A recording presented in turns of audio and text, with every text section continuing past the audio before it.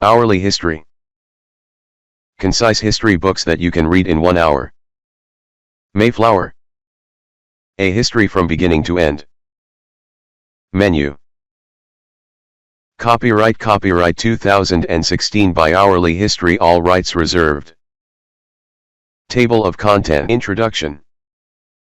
What prompts a group of people to undertake a dangerous journey to an unknown destination? It sounds like the opening line of an adventure novel, but instead, it is history. In 1620, a group of people left their homes, and their country, to cross an ocean so that they could live in the way their beliefs dictated. So strong was their conviction that they were willing to risk everything. Indeed, many of them would pay the ultimate price the first winter in their new land. This is the story of the earliest American colonists, the Pilgrims, and their journey on the Mayflower to a new home. The Pilgrims were English Protestant separatists. Protestants believed that the bureaucracy created by the Catholic Church was an unnecessary middleman between the believer and salvation. The initial break with the Catholic Church was instigated by Martin Luther, an Augustinian monk who, like other protesters before him, believed that the only authority was Scripture. He called for an end to many of the Roman Catholic practices, such as the selling of indulgences and the conducting of Mass in Latin. He also questioned the divine authority of the Pope. His relationship with Catholicism was clearly not a match made in heaven. Luther excommunicated himself and proceeded to translate the Bible into German. That set off a religious firestorm that would take centuries to put out. By the time the English separatists were considering their journey, there had been numerous conflicts between Catholicism and Protestantism. The undermining of Catholic authority in England had been initiated for different reasons, but it too had resulted in an unsatisfactory environment for the separatists. Henry VIII, who just wanted to divorce his wife, formed a new church after the Catholic Church refused him an annulment. He had himself declared the new pope of his church, the Anglican Church or Church of England. His first act was to grant himself a divorce. While the reasons for the break with Catholicism were secular, genuine theological differences were quick to emerge. What followed in England was a long period of religious flip-flopping between Catholicism and Protestantism, but the Protestantism of the Anglican Church, with its ambiguous theological foundation, was not ultimately satisfactory to the separatists. They finally decided they had to move, initially to Holland and later to America. The Pilgrims were so firm in their resolve that they were willing to enter into a contract of indentured servitude in order to pay for their passage. This was arranged with the London Company and other investors, including Thomas Weston's merchant adventurers. With the contract signed, the Pilgrims hired a merchant ship, the Mayflower, to take them across the Atlantic. The crossing was difficult. The passengers resided in cramped conditions with no sanitary bathroom facilities, little food, and little to do save care for those who suffered from seasickness. They weathered several storms that bared the small ship and damaged one of the main beams supporting the hull. 2 people died during the crossing, and 1 baby was born. The Pilgrims arrived in their new land on November 9, 1620, but it was an inhospitable environment in which they found themselves. They were unprepared for the barely cold conditions, and their food stores were low. They lost over half the crew and all but 53 of the 102 passengers who made the trip that first winter as they struggled to build their colony. They lived on board the Mayflower while they shoaled back and forth to shore to build their homes. Finally, with their colony established by March, they disembarked to begin their new life. Their beliefs would help shape a nation that was yet to be born. It was a true adventure. Chapter 1. The Protestant Reformation, How Religious Upheaval Shaped American Colonization. Why do people move? What makes them uproot and leave everything they've known for a great unknown beyond the horizon? Why climb this Mount Everest of formalities that makes you feel like a beggar? Why enter this jungle of foreignness where everything is new, strange, and difficult? The answer is the same the world over: people move in the hope of a better life. Life of Pi by Jan Martel. The hope of a better life, it is a powerful motivator, or perhaps it is a difficult life that is the powerful motivator. What would cause people to uproot their lives, their families, and their homes, to leave the known with all the comfort that provides, in order to face untold dangers on a perilous journey to a strange land that may never yield what they are seeking? A better life, but what did that mean for the earliest European colonists who came to America? To understand what they were looking for, it is important first to understand what they were leaving. This requires delving into a basic history of the Christian Church. Both Christianity and Islam descended from the same Judaic roots early in the Common Era, CE. The term Common Era is used in place of AD in many modern history books, just as before the Common Era, BCE, is used in place of BC.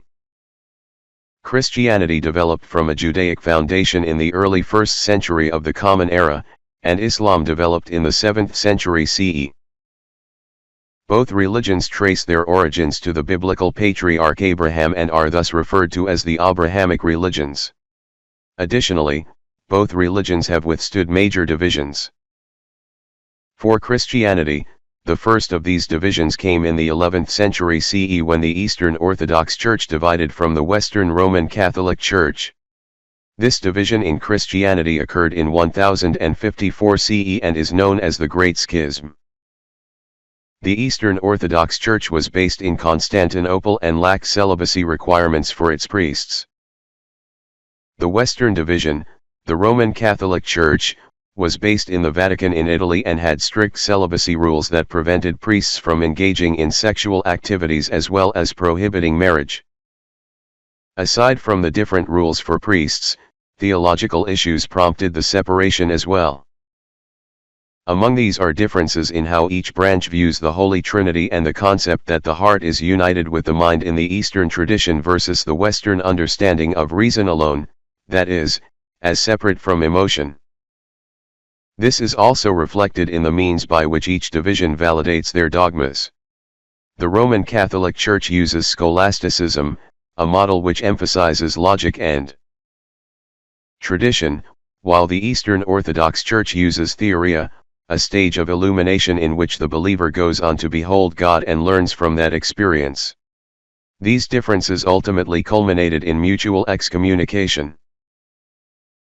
The second division in Christianity, and the one most pertinent to the colonization of America, occurred in the early 16th century.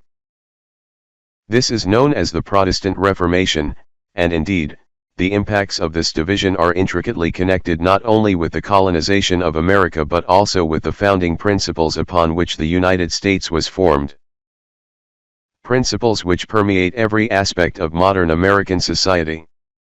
The Protestant Reformation occurred when Protestant denominations broke with Catholicism. While the Lutheran Church played a prominent role in fighting for the division, the Reformation gave rise to numerous other forms of Christianity, including Baptist, Presbyterian, and Mormonism. After the Great Schism, the Western division of Christianity, the Roman Catholic Church, grew quite politically powerful. The Pope was considered a king as well as a religious leader, and several papal states were delineated in Italy. As a result, the Church became prone to many of the same failings common to any secular government. There were charges of corruption resulting from the influence of wealthy non-theologians on the papal throne, allegations of child abuse, and what was defined as immoral behavior presumably as a result of the celibacy rules.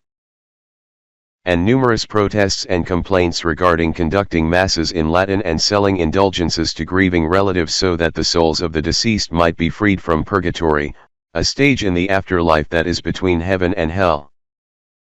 The Church was also very strict about adherence to its tenets. It dealt harshly with other religious beliefs, which it defined as pagan, and it was also intolerant of other versions of Christianity, which it defined as heretical. As a result of the Church's strict stance on dissent, protesters were not tolerated. One early protester, John Wycliffe, who protested the privileged status of the clergy and called for an English translation of the Bible, was deemed a heretic by the Council of Constance in 1415, some 31 years after his death in 1384.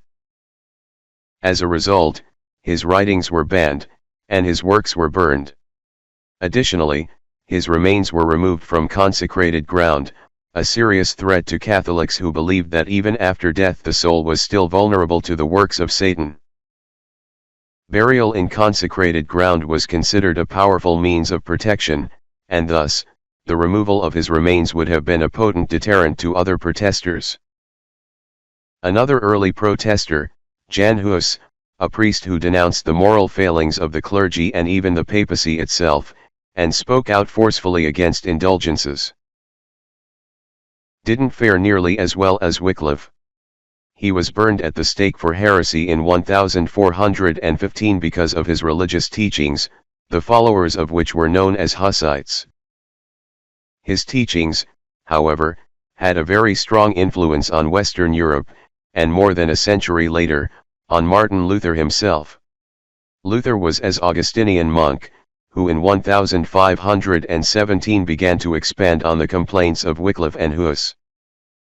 Martin Luther shared many of the same complaints as his predecessors. However, he expanded on their protests by challenging papal authority itself. He believed in the doctrine of sola fide, by faith alone. He denied that the Pope was divinely ordained and felt that faith alone ensured salvation. In accordance with this belief, the Church and its massive bureaucracy were nothing more than an unnecessary middleman. Luther based this tenet on St. Paul's writings in Romans in the Bible. He, therefore, wanted to eliminate the middleman from the process of salvation. He also wanted to wash the Church clean of early corruptions, that is, influences from pagan religions. Christmas celebrations are one example of corruption he desired to wash away. His belief was that this would return the Church to an earlier, purer state.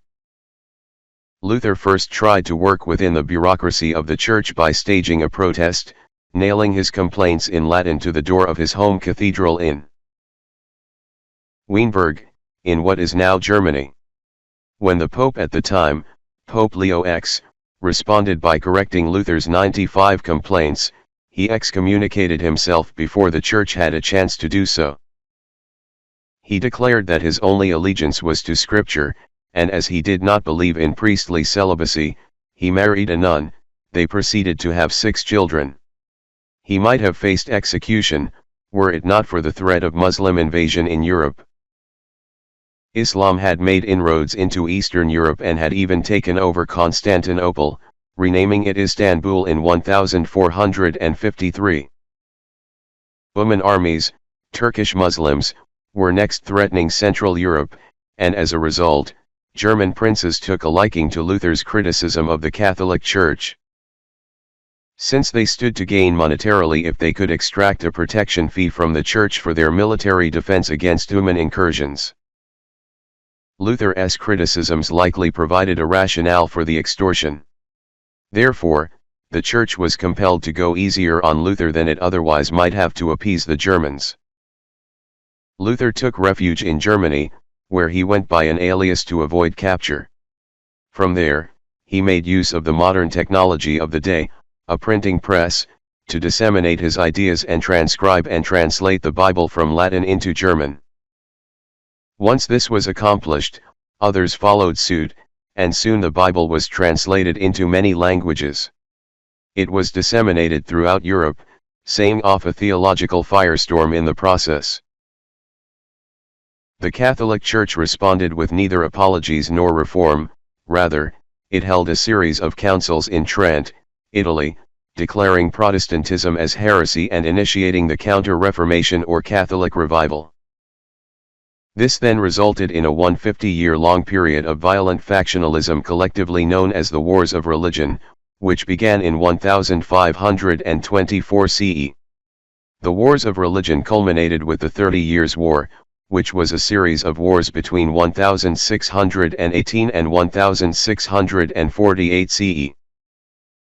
This is considered one of the most, if not the most, destructive periods in European history since, when the dust settled, an estimated 10 to 20% of Europe's population had been killed.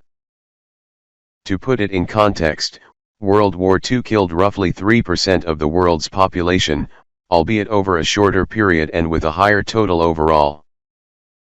Still, the loss of 10 to 20% of Europe's population illustrates the level of violence generated by the divisions born of the Protestant Reformation.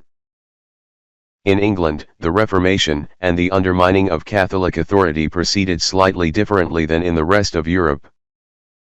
The trials and tribulations of the Tudor dynasty prompted the official break with Catholicism, though genuine theological differences promptly emerged and led to a century of turmoil.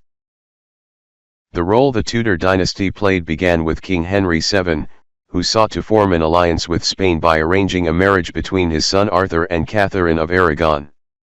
Arthur died, however, only 4 months after the wedding, and following a special dispensation from the Pope, Catherine married Arthur's brother, Henry VIII.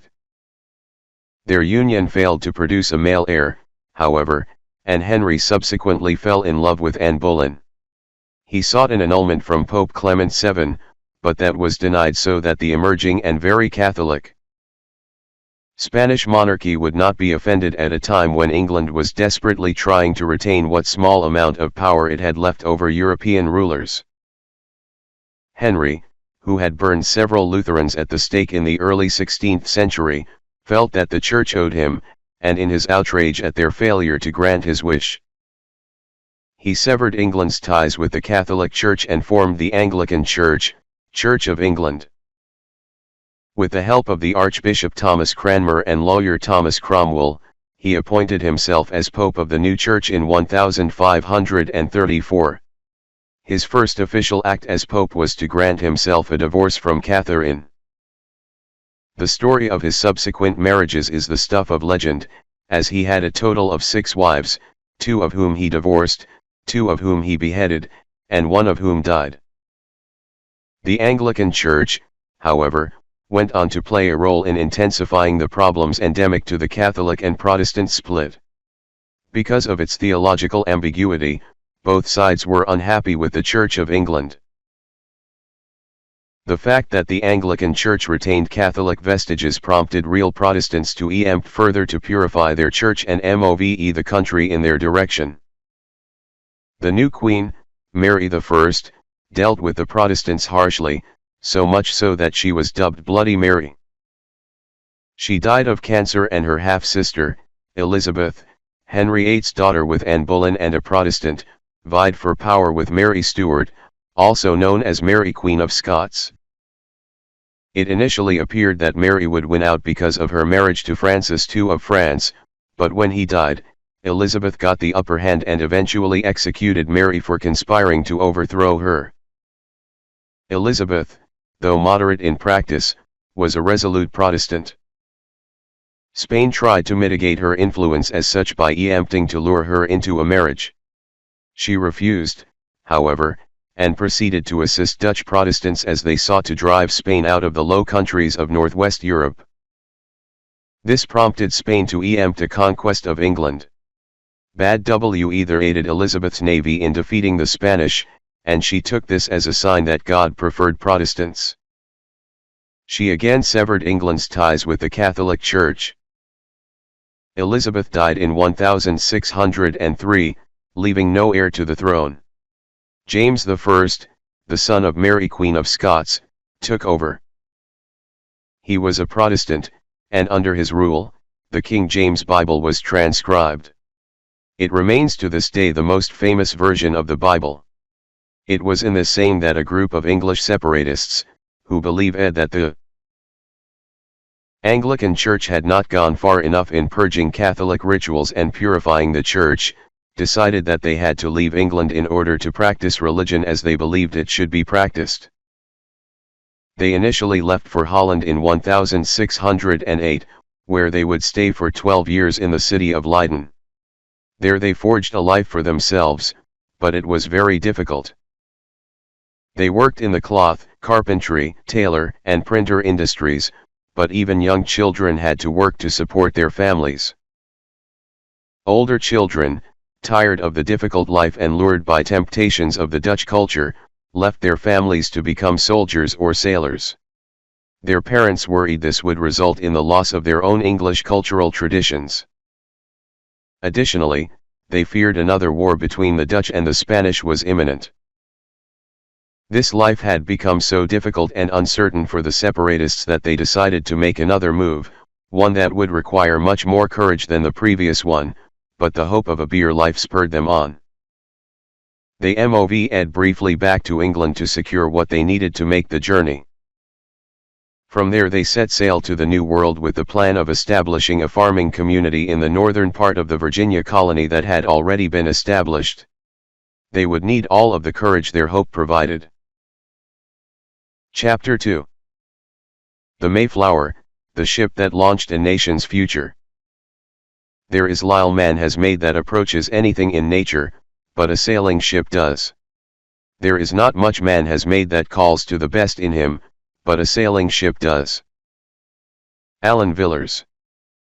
The Mayflower that carried the Pilgrims to America was a small, merchant ship.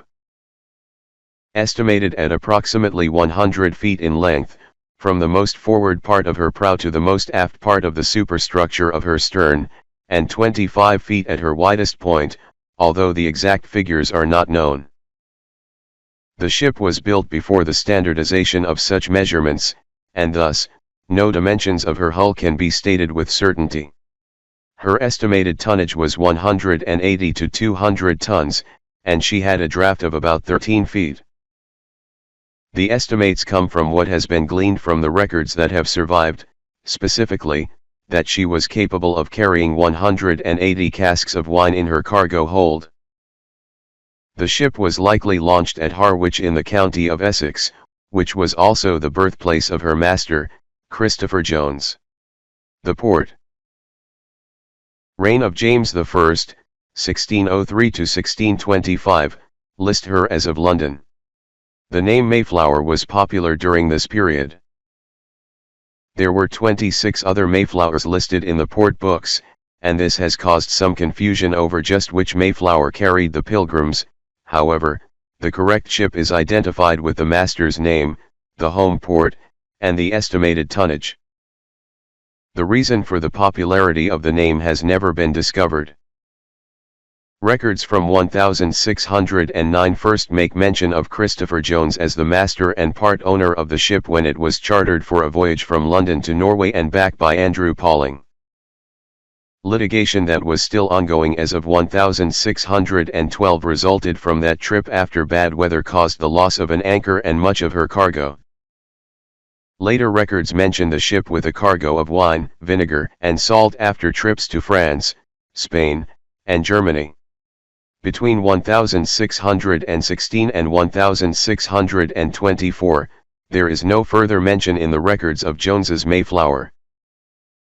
That is somewhat unusual for a ship that would be engaged in this type of trade, but the fact the ship was contracted to carry the Pilgrims may explain this, or the records could have simply been lost through time.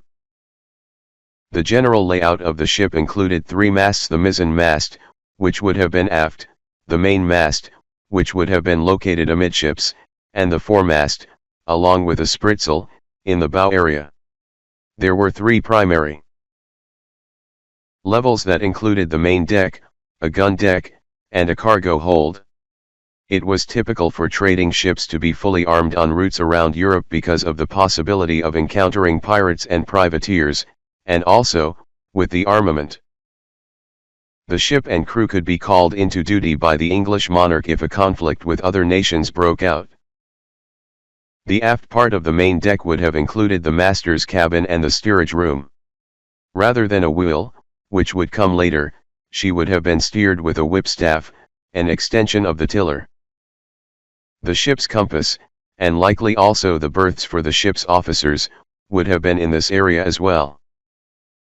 The capstan, which was an axle used to pull in ropes or cables, would have been forward of the steerage room, and far forward, just behind the bow, was the forecastle, which would have been where the ship's cook prepared meals and also possibly where the sailors slept. The Mayflower's passengers would have been housed on the gun deck, in a space approximately 50 feet by 25 feet with a 5-foot ceiling. The gun room itself would have been located in the stern area on this deck, and the passengers would not have had access to it. The gun room is where the gunpowder, ammunition, and other weapons or related equipment would have been stored. The windlass, an axle, similar in function to the capstan but used to raise and lower the anchor, would have been located forward on the gun deck. Access to the main deck from this level would have been via the use of a wooden or rope ladder, as there were no stairs. Additionally, there was no latrine on the ship. The crew had to fend for themselves in that regard, and the passengers likely used a bucket affixed to the deck to keep it from jostling about during the voyage. The gun deck armament included a minion cannon made of brass weighing approximately 1,200 pounds. It was the largest gun aboard, and could shoot a 3.5-pound cannonball almost a mile.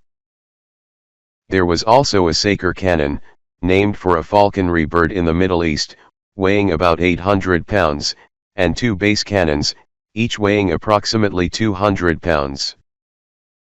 The Saker was capable of firing a 5-pound round shot, while the 2 base cannons could fire 3 to 5-ounce balls. The ship carried at least 10 pieces of ordnance on both the port and starboard sides of the gun deck, and 2 stern chasers, small cannons used to fire out the back of the stern. The exact numbers of ordnance are not known, but records do show that the ship's master unloaded 4 pieces of armament for the colonists to use should they be needed. And he would not have done so if he didn't feel comfortable with what he had left on board the ship. The third primary level, the cargo hold, was located below the gun deck, and this is where the passengers would have stored their supplies, including food, much of which likely consisted of live animals. It also would have held their personal weapons and military equipment, clothing, bedding, and kitchen utensils. Some of the Pilgrims also brought trade goods on board, and these likely would have been stored in the cargo hold as well. Initially, there were 2 ships hired to carry the Pilgrims to America. The Mayflower, the larger of the 2, was hired for transport and exploration services. The other ship was the Speedwell, originally named the Swiftsa, and it was to carry 31 passengers to the New World. A pinnace or small race-built galleon, it was constructed in 1577 and had been part of the English fleet that defeated the Spanish Armada under Elizabeth I. The name was changed from Swiftsa to Speedwell after the hostilities with Spain ended and the ship was decommissioned. Her master for the voyage to America was one of the Leiden separatists, a Captain Blossom. The ship set sail with the Mayflower on August 5, 1620, but the Speedwell was leaking, and both ships put into port at Dartmouth for repairs. On the 2nd Empt, they had sailed about 300 nautical miles when, once again, the Speedwell was found to be leaking. Both ships then returned to Plymouth where 11 of the 31 passengers on board the Speedwell transferred to the Mayflower to set sail for America. The remaining 20 passengers returned to London. There are competing theories about why the Speedwell leaked. One of the Pilgrims, Nathaniel Philbrick, cited overmasting, a mast that was too large for the ship and therefore strained the hull, as the problem that caused the leaking. But, William Bradford, while noting that the ship was overmasted, attributed the main cause of the leak to intentional actions taken by the crew. Another passenger, Robert Cushman, wrote that the leaking was caused by a loose board approximately 2 feet in length. Whatever the cause, the ship was unable to make the voyage. There is also mention in some records of the Mayflower's companion ship, the Supply, making the voyage later in the year. It reportedly set sail 3 weeks after the Mayflower on September 18, 1620 from Bristol, England with 50 passengers, but the records of its arrival in the New World give conflicting dates, with some saying January 29 of 1620 rather than 1621. Finally, a second Mayflower sailed to the New World in 1629, almost a decade later. It was carrying 35 passengers, many of whom had been forced to remain in England because of the leaky Speedwell in 1620. This ship left for the Plymouth colony in May of 1629 and arrived in August of that year. It later made 4 more trips to America and emptied a 5th. It was on the 5th trip to Virginia in October of 1641 that the ship departed, but never arrived. A deposition regarding its loss was made in October of 1642. Christopher Jones Mayflower, therefore, set sail alone for America on September 6, 1620 with 102 passengers. The passenger list was as follows: 1 John Alden, 2 Isaac and Mary, Norris, Allerton, and children Bartholomew, remember, and Mary, 3 John Allerton, 4 John and Eleanor Billington, and sons John and Francis. 5 William and Dorothy, May, Bradford, 6 William and Mary Brewster, and children Love and Wrestling, 7 Richard Breeridge, 8 Peter Brown, 9 William Bune, 10 Robert Carter, 11 John and Catherine White Carver, 12 James and Mrs. Chilton, and daughter Mary, 13 Richard Clark.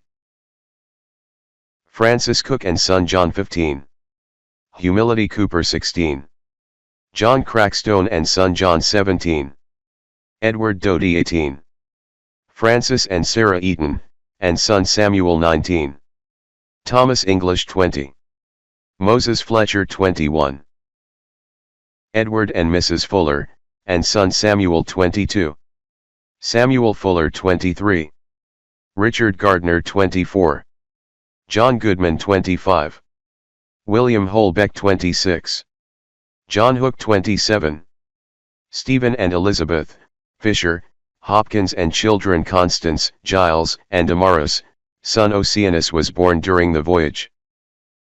John Howland, 29 John Langmore, 30 William Latham, 31 Edward Leicester, 32 Edmund Margesson.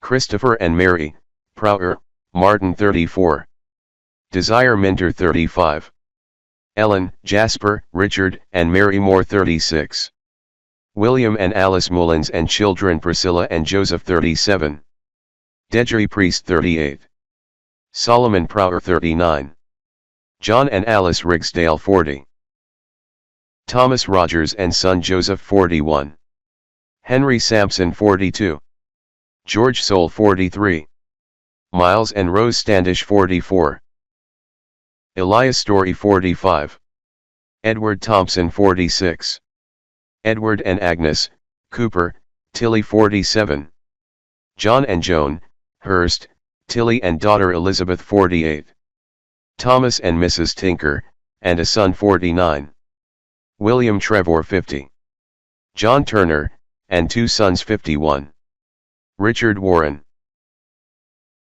William and Susanna White, and son resolved, son Peregrine was born shipboard in Provincetown Harbor after arrival. Roger Wilder, 54 Thomas Williams, 55 Edward and Elizabeth Barker, Winslow, 56 Gilbert Winslow, 57 Mr. Ely. Dorothy, John Carver's maidservant. Chapter 3 Voyage to a New World, the Contract and the Crossing. Hark, now hear the sailors cry, smell the sea, and feel the sky. Let your soul and spirit fly into the mystic. Van Morrison.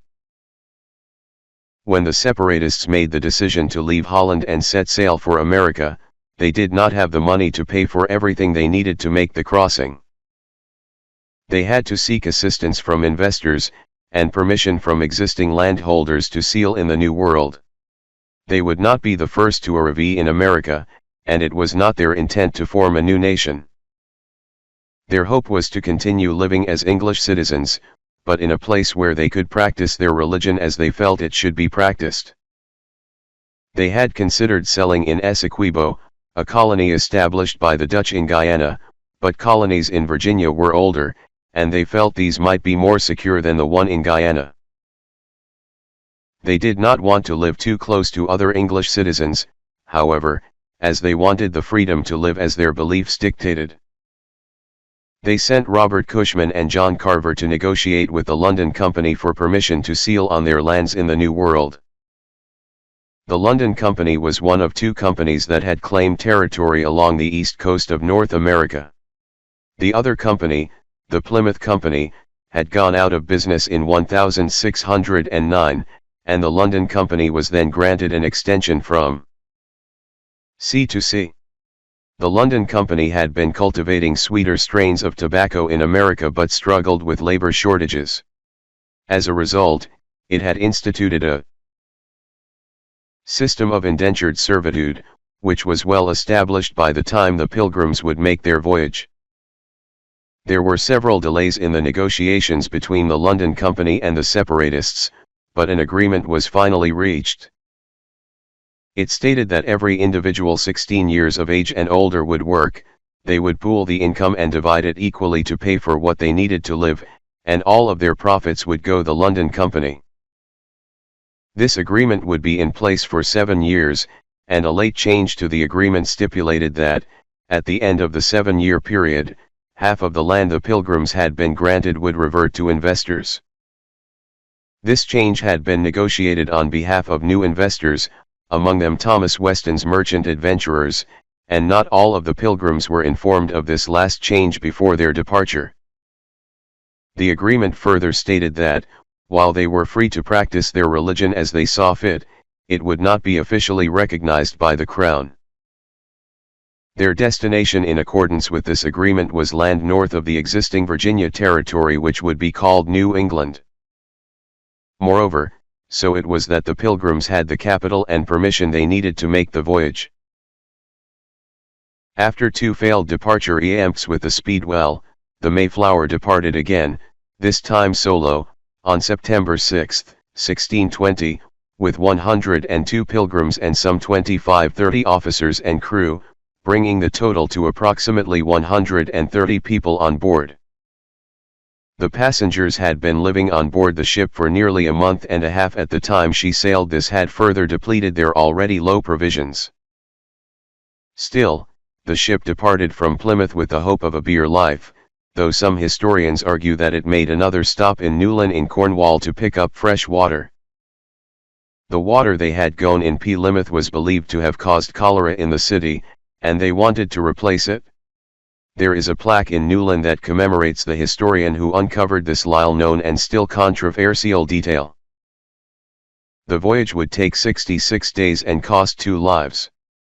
Initially, the sailing was smooth, and the Pilgrims only had to contend with seasickness and cramped quarters. By October, however, a number of storms in the North Atlantic bared the ship. One storm cracked one of the wooden beams supporting the frame of the ship, and it was the passengers who were able to assist in its repair. They had brought along a jackscrew, a large iron screw, and they were able to secure the beam using this device. It was also during one of these storms that one of the crew was swept overboard and died. One of the Pilgrims, William Bradford, wrote that it was God's providence since the young man was profane, cursing the passengers and telling them that he would throw them overboard. Another young man, John Howland, was also swept overboard, but he was saved. The other death was a passenger, a servant named William Bune, who died as the ship neared its destination. One child was born on the voyage to Stephen and Elizabeth Hopkins. The child, a boy, was named Oceanus to commemorate the voyage. It is hard to imagine just how difficult this crossing would have truly been. There were 102 passengers cramped into a space of approximately 50 feet by 25 feet, with no form of temperature or climate control, no heat or air conditioning. There was no privacy, no sanitary bathroom facilities, food was in short supply, and many people were seasick. Additionally, the waves were buffeting the ship, the physical demands of assisting the crew increased the level of exhaustion, and added to all of this was the uncertainty of what lay ahead. One can only imagine the joy they must have felt at the sight of land when on November 9, 1620, they sighted what is now Cape Cod, well north of their intended destination, but land nonetheless. After trying to sail south to their intended destination, strong seas forced them back into what is now Provincetown Harbor at the northern tip of Cape Cod, where they finally anchored. It was likely no exaggeration when William Bradford wrote, "They fell upon their knees and blessed the God of heaven, who had brought them over the vast and furious ocean, and delivered them from all the perils and miseries thereof." Chapter 4. Plymouth, Arrival in America. One's destination is never a place, but a new way of seeing things. Henry Miller. While the majority of the passengers on the Mayflower were English separatists, who called themselves saints, there were also some adventurers and tradesmen, whom the separatists called strangers. It was only later that both groups were referred to collectively as Pilgrims or Pilgrim Fathers. When the ship made anchor well to the north of the intended destination, some of the strangers suggested that since they had no patent, or agreement, for this land, they were then free to do as they pleased. This prompted the others to establish a provisional government in the form of a social contract that would help to ensure order and for the sake of survival. The result was the Mayflower Compact. The original document was lost through time, but 3 versions exist from the 17th century. 2 of these were written by W. William Bradford, one printed in Mort's Relation in 1622 and the other hand-written by Bradford in his journal, of Plymouth Plantation in 1646. These 2 versions contain very similar wording and probably most accurately reflect the wording of the original document. The compact reads as follows. In the name of God, Amen.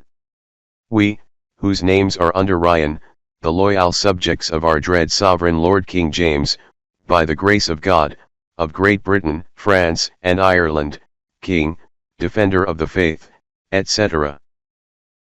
Having undertaken, for the glory of God, and advancements of the Christian faith and honor of our King and country, a voyage to plant the first colony in the northern parts of Virginia, do by these presents, solemnly and mutually, in the presence of God, and one another, covenant and combine ourselves together into a civil body politic, for our beer ordering, and preservation and furtherance of the ends aforesaid, and by virtue hereof to enact, constitute, and frame such just and equal laws, ordinances, acts, constitutions, and offices, from time to time, as shall be thought most meet and convenient for the general good of the colony, unto which we promise all due submission and obedience.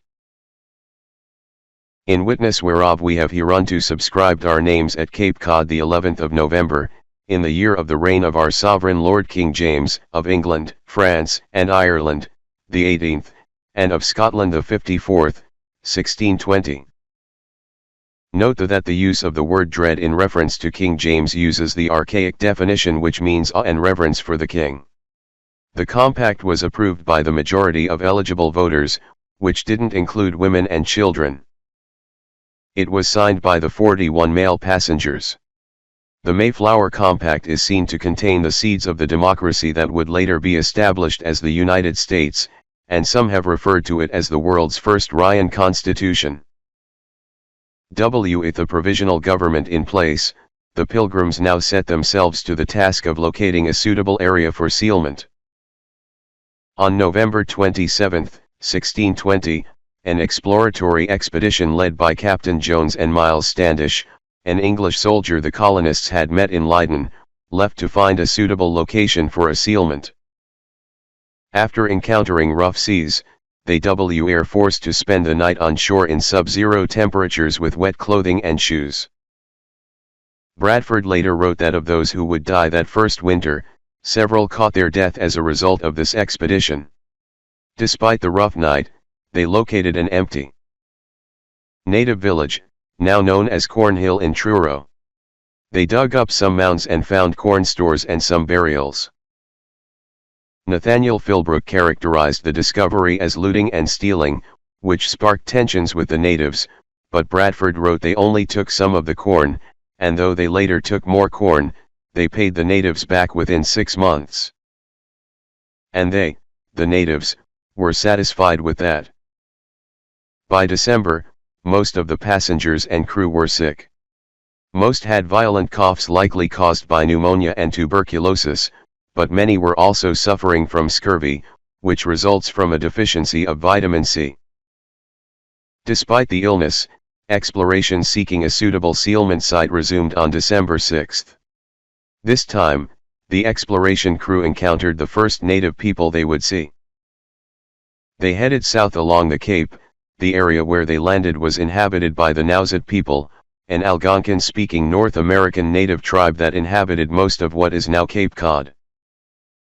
The native people of the area had encountered the English before when Thomas Hunt had arrived a few years earlier and attempted to kidnap many of them to sell as slaves in England. When Franciscan friars discovered what Hunt was trying to do, they took the natives to safety. One of the abductees, a native named Squanto, had already been to England, where he had learned English. He would later become an ally to the Pilgrims in their colony at Plymouth. Because of Hunt's actions, the native people that the colonists initially saw were wary of the English and fled upon seeing them. They later shot at them with arrows, though no one was injured. The colonists continued in their search for a suitable settlement area to what is now Duxbury and Plymouth Barrier beaches. It was across from an island they had stumbled onto, which they named Clark's Island for the individual who first set foot on it, where they ultimately surveyed the area that would become the settlement. The area had already been cleared and had tall hills, which made for a good defensive position. It was known as Patuxet to the Wampanoag people, who had abandoned the site some 3 years before after a plague had killed many of their people. They described the illness as involving hemorrhaging, and most experts today believe it was likely either fulminating smallpox, introduced by Europeans, or leptospirosis, also known as the 7-day fever.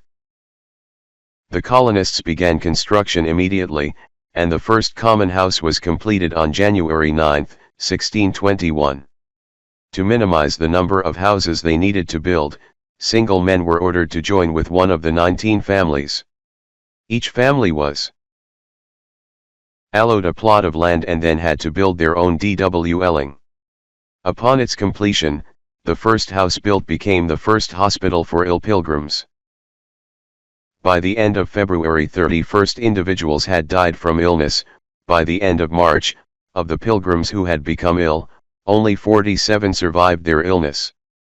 At that time, only 53 colonists total had survived the worst of the winter. Over half the crew had also died.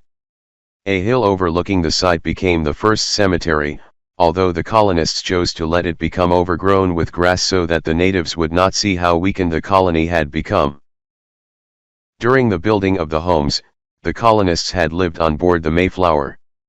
On March 21, 1621, the surviving colonists disembarked the Mayflower to live in the newly constructed settlement of Plymouth, originally spelled Plymouth. With the help of Captain Jones, the colonists mounted 6 cannons on the hill overlooking the settlement to be used for defensive purposes. For his part, Captain Jones had originally planned to return to England as soon as the colonists had established their colony. However, since his men were sick from the same diseases that had inflicted the colonists, he was obliged to wait until they were healthy enough to return. It would not be until April 5, 1621 that the Mayflower would set sail to return to England. The ship would arrive back in England on May 6 after favorable winds pushed her along in less than half the time. It had taken to sail to America.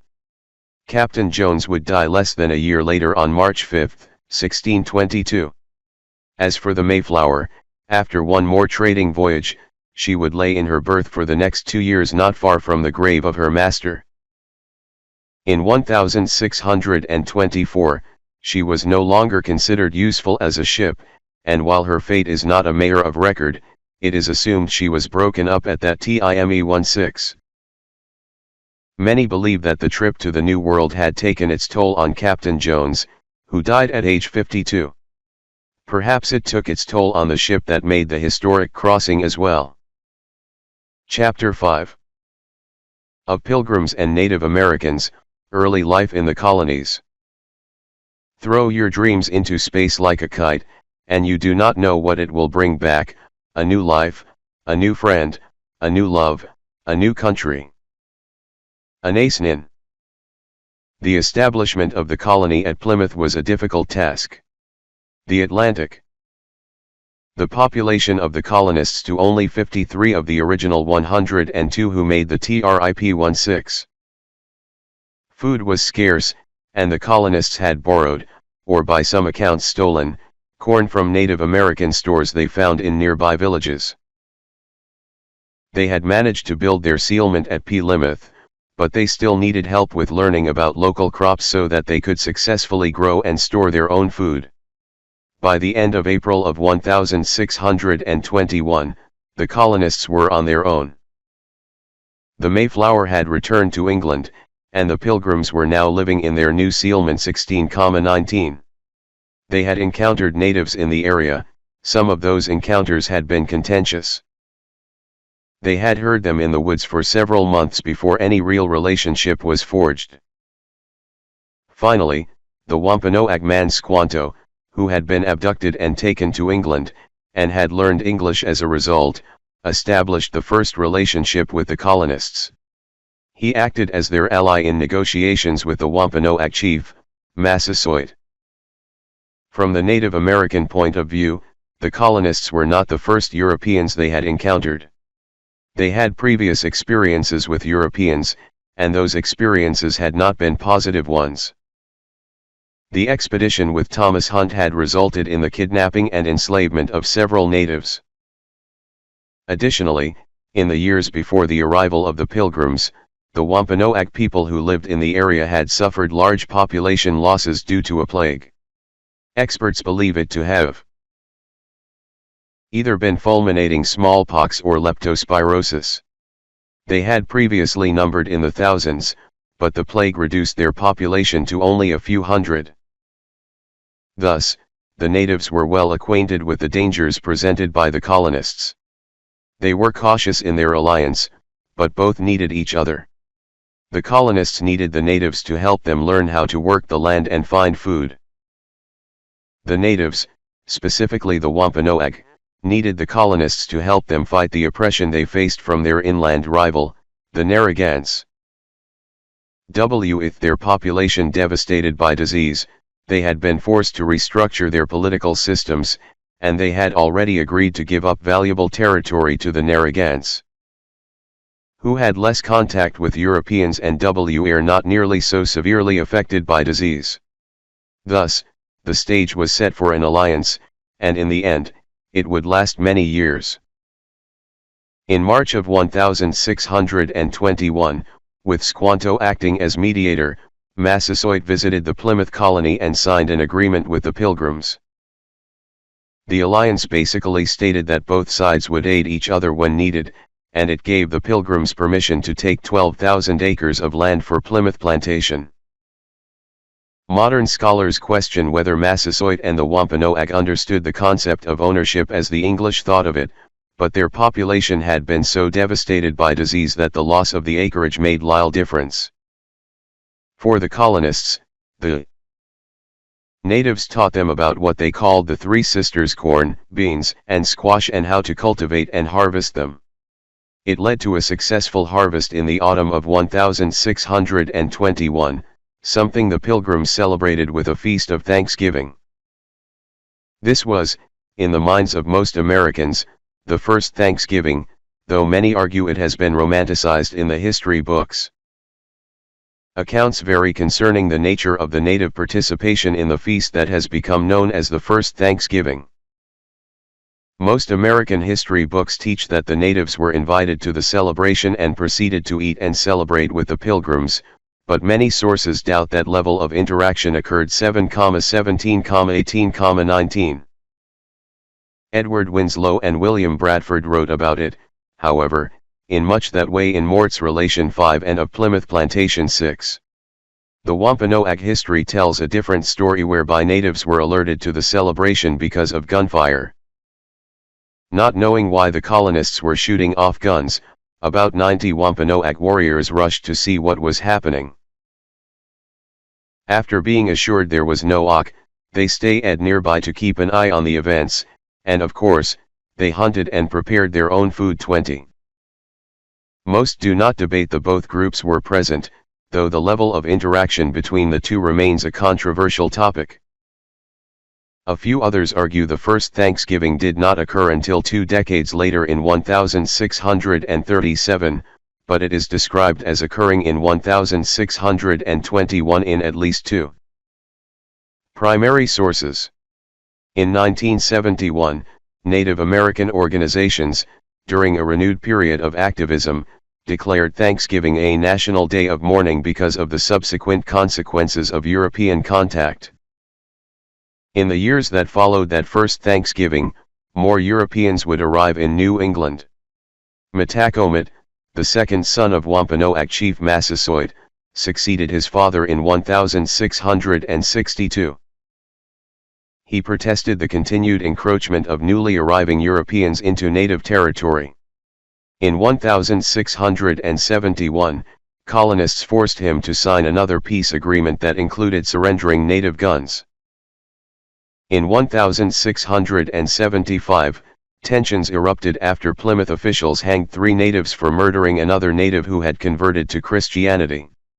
This action was the final straw for native groups who, under Metacomet's leadership, initiated hostilities. The war was known as King Philip's War, so named because Metacomet had taken the name King Philip in honor of the friendly relations established between his father and the original Pilgrims. The war would last until 1678, and it is considered by many to be one of the most deadly wars that occurred in the history of European settlement. In less than a year, 12 towns were destroyed, the colony's economy was in ruins, and its population was decimated. A full 1/10 of all men available for military service were lost when roughly 1,000 colonists were killed. Approximately 3,000 Native Americans died, though mostly from disease. The Native American warriors occupied more than half of the towns in New England. The official fighting ended in native defeat with the Treaty of Casco in 1678. The Native American groups lost most of the land in Massachusetts, Connecticut, and Rhode Island, though they retained some control over their territories to the north. This was, of course, only the first of many conflicts to come between European settlers and Native Americans. Chapter 6. Later arrivals, of Pilgrims and Puritans. The land flourished because it was fed from so many sources, because it was nourished by so many cultures and traditions and peoples. President Lyndon B. Johnson. Many people often confuse the Pilgrims and the Puritans, thinking the terms are interchangeable. In fact, while the distinction is a fine one, they are different groups. Both groups were Protestants, but they differed in the degree and manner to which they believed the church should be purified. The Pilgrims were English Protestant separatists. Like most Protestants of the day, they believed the church needed to be purified, meaning cleansed from pagan corruptions and Catholic ritual. They believed that to do this, however, they needed to separate from the Church of England created by Henry VIII. Because of its theological ambiguity, they felt essentially that it was not holy enough to suit their needs. The Puritans, on the other hand, did not want to separate from the Anglican Church. They wanted simply to purify it. They sought reform in England during the 1620s, and only when that failed did they decide to make the move to the New World. There were other, more subtle differences as well between the two groups. Both believed, as did all Protestants, that there was no authority beyond Scripture. With the Pilgrims, this had translated into a more egalitarian mode of living. The Puritans, however, believed that religion was complex and highly intellectual, requiring trained scholars to interpret the Scriptures. That led to a hierarchical structure within the Puritan belief, since some were more educated, or more appropriately educated, than others. Despite the class distinction that developed, the belief did encourage more education overall, as it demanded a level of learning regarding salvation, and this had beneficial economic effects as well. The result was that the Puritans were better educated and better financed in general than the Separatists. In the years following the Mayflower's voyage, several other ships brought both Pilgrims and Puritans to the colony at Plymouth and the surrounding area. The Fortune arrived in 1621, very soon after the Thanksgiving feast. This trip, like that of the Mayflower, was also financed by Thomas Weston's investment group, the Merchant Adventurers. The Fortune, however, was a much smaller ship than the Mayflower, carrying only 35 passengers, one of whom was Robert Cushman, one of the Separatists who had stayed in London when the Speedwell returned to port the final time. While the colony needed more sealers, the ship brought no supplies. Thus, the arrival of this ship caused the colony more problems than it solved. Governor William Bradford had to cut rations in half to accommodate the new arrivals. Thomas Weston's Merchant Adventurers Group financed two more ships in 1623, the Anne and the Lyle James. Together they brought 90 more colonists, although many of those were sent back the next year after being judged unfit for the task of living in such a harsh environment. Among the 90 passengers who came on these ships, 60 were English separatists who had been living in Leiden. The other 30 were part of a group led by John Oldham. His group was given a separate area to live in the Plymouth colony, but some of the members, including Oldham himself, caused problems for the colony, resulting in their eventual banishment. After delivering their cargo, the Anne returned to England, but the Lyle James remained with the colonists. It would be another 7 years before the first large group of Puritans would arrive in New England. They were led by a wealthy English Puritan lawyer named John Winthrop, who was a leading figure in the founding of the Massachusetts Bay Colony. He made the decision to migrate to the American colonies after the religious environment in England became increasingly intolerant of Puritans and other groups that had emerged after the Reformation. King Charles I, who married a Catholic, took several steps that alarmed Puritans living in England. He supported the Anglican Church in its efforts to oppress religious groups that did not strictly adhere to its tenets, and in 1629, he dissolved Parliament. An action which caused great concern among the principal investors in the Massachusetts Bay Company. After losing his position in the Court of Wards and Liveries after the crackdown on Puritans, Winthrop became more involved with the company as a proponent of emigration. When the company decided to emigrate, Winthrop was chosen to be governor of the new colony. A fleet of 11 ships carrying 700 migrants left the Isle of Wight on April 8, 1630. They were bound for the New World and would arrive in Salem in June of that year. When they arrived, they were welcomed by John Indeco, who had been sent there in 1628 to prepare for their arrival. They eventually established their colony on the Shawmut Peninsula, where they founded what is now the city of Boston too. These were the first of many Puritan expeditions that would follow, and their impact would extend to the very core of what was to become American values. Chapter 7. Lasting Impacts, the Ideology that Shaped a Nation.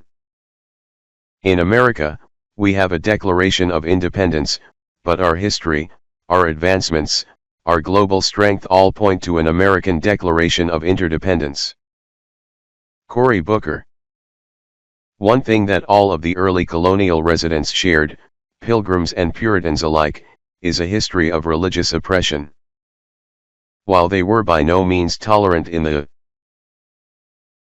need for everyone to get along in order to survive, created a fertile ground for the concept of long-term tolerance, even though that concept was not realized at the time. The fact that they had been denied the freedom to practice their religion by the monarchy, a government which could capriciously change religious allegiance at will, provoked a resistance toward government influence over religious practice. Though these early colonists had nothing to do with the creation of the United States of America, some of the founding fathers did share their views.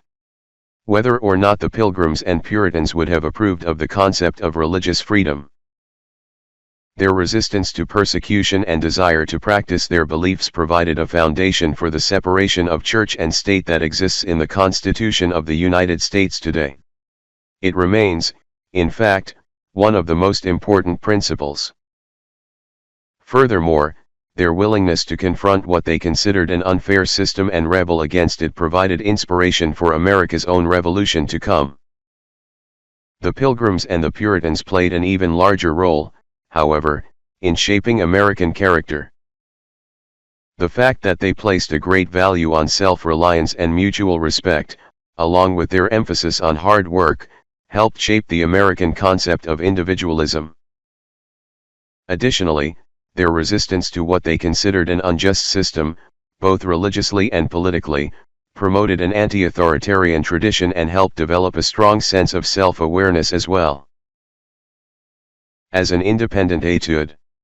Furthermore, as Puritans equated material wealth with God's favor, the ideals of hard work and thrift leading to a greater acquisition of wealth are logical products of that belief.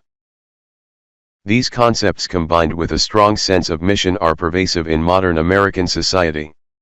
Finally, the Mayflower Compact is considered by many to have led to the birth of American democracy. It included concepts such as self-government and the idea that covenants form communities. The latter resulted in America's first democratic institution, the town meeting. Though there were many good ideals that Pilgrim and Puritan beliefs contributed to the shaping of the nation that would become the United States, there were some unflaring ones as well. Their willingness to take whatever they needed from Native Americans laid the foundation for the relations to come. Native Americans would suffer greatly from their subsequent interactions with Europeans, and modern-day Native Americans still live with that legacy. After their populations had been decimated by disease, their political and social identities were completely restructured. Later encroachment into native territories would ultimately result in the relocation of native groups to reservations, most of which were located in areas where the land was not arable and had no evident value. The result was systematized oppression that resulted in high levels of poverty, disease, and substance abuse in the populations that inhabit the reservations. That is still evident today. Conclusion. The story of the Mayflower and its passengers is an iconic tale in American history. Regardless of how one perceives the beliefs or even the actions of the Pilgrims and the Puritans who founded the earliest American colonies, there is no denying the courage they had in making the journey and forging a new life in a new world. To leave the relative comfort of their homes in order to remain true to their convictions, to undertake a perilous journey to an unknown destination, and to then have to build by hand their own homes in a barely cold environment with little food is certainly the definition of courage. For the English separatists, or Pilgrims, who formed the colony at Plymouth, the perils they faced were worth the result, a new life and the freedom to practice their deeply held beliefs. Their beliefs had already prompted rebellion in their home countries, and that dissent alone took tremendous courage as the possible consequences included such horrors as being burned at the stake. They had moved once to Holland, and they had then willingly signed a contract of indentured servitude to follow their dreams and move again. Upon their arrival in a foreign land, they faced a wintry nightmare they were ill-prepared for, and yet they forged ahead. They found a place to build their homes, and each family proceeded to build their own dwelling, despite the illnesses they faced that, along with the bitter cold, cost the lives of almost half of the Pilgrims who originally departed from England. The same ship that transported them, the Mayflower, housed them during that first difficult winter. After the worst of the winter was over, the Pilgrims emerged from the ship to take up residence in their newly formed colony, Plymouth Plantation. There they proceeded to forge alliances with some of the native groups they encountered. With the help of the natives, they successfully produced their first harvest. According to primary accounts of at least two of the Pilgrims, they celebrated with a feast of Thanksgiving, a tradition that continues in the United States to this day, alongside their native allies. The natives with whom they purportedly celebrated didn't fare so well when more Europeans moved to the New World and encroached upon their territories, often taking them by force. Today, the descendants of those native groups consider Thanksgiving a day of mourning. Despite the fact that these early Pilgrims had no desire to form a new nation, their values would play a critical role in shaping the United States of America. Their willingness to risk everything for their beliefs, their sense of mission, and their rebellious attitude would encourage another revolution over a century later. Their values of hard work, self-reliance, and mutual respect would form the foundation of that newly emerging nation. Their independent nature and their concept of equal participation and justice, along with the ideal of freedom to practice one's religious beliefs, would be central themes in the Constitution of the United States of America. Thus, their story is truly one of adventure, courage, and destiny. References cited: 1. Addis, Cameron. Protestant Reformation and America.hp/sites.austinc.edu/caddis/Protestant Reformation America. 2. Anderson, Robert Charles, 1995. The Great Migration Begins, Immigrants to New England, 1620-1633. New England Historic Genealogical Society, Boston, Ma. 3. Banks, Charles Edward. The English Ancestry and Homes of the Pilgrim Fathers, who came to Plymouth on the Mayflower in 1620, the Fortune in 1621, and the Anne and the Lyle James in 1623. Genealogical Publishing Co., Baltimore, M.D. 4. Bolden, John. Newlyn was the last port for Mayflower. The Herald. hp/www.plymouthherald.co.uk/Newlyn Port Mayflower /story 1866203 details/story.html. 5. Bradford, William. Mort's Relation or Journal of the Plantation at Plymouth. Rand and Avery, Boston. 6. Bradford, William, 1898, 1651. Hildebrand, Ted, ed. Bradford's History of Plymouth Plantation. Boston, Wright and Power Printing Co. 7. Galloway, Colin. New Worlds for All, Indians, Europeans, and the Remaking of Early America. The Johns Hopkins University Press, Baltimore. 8. Galson, J. Jeffrey, 2006. Colonial America from Settlement to the Revolution. ABC Clio, Santa Barbara, CA. 9. History.com staff. Puritanism. History.com. hp/www.history.com/topics/Puritanism. Publisher A&E Networks. History.com staff. The Pilgrims. History.com. hp/www.history.com/topics/Pilgrims. Publisher A&E Networks. Howland Maxwell, Richard. Pilgrim and Puritan, A Delicate Distinction. Pilgrim Society Note, Series 2. Pilgrim Hall Museum, Plymouth, Ma. Johnson, Caleb H., 2006. The Mayflower and Her Passengers. Slebris Corp. Indiana. Kong, Ning. Puritanism and Its Impact Upon American Values. Review of European Studies. Volume 1, Number 2.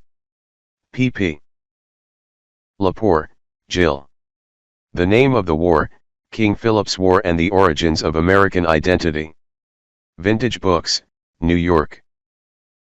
McFarlane, K.B., 1966. The Origins of Religious Dissent in England. Collier Books, New York. Philbrook, Nathaniel. Mayflower, A Story of Courage, Community, and War. Penguin Group, Inc., New York. Salisbury, Neil, and Colin G. Calloway, eds Reinterpreting New England Indians and the Colonial Experience. Volume 71 of Publications of the Colonial Society of Massachusetts. University of Virginia Press, Boston, Ma. Silverman, David. Faith and Boundaries, Colonists, Christianity, and Community Among the Wampanoag Indians of Martha's Vineyard, 1600-1871. Cambridge University Press, New York. Strahan, Eugene A. Ubry.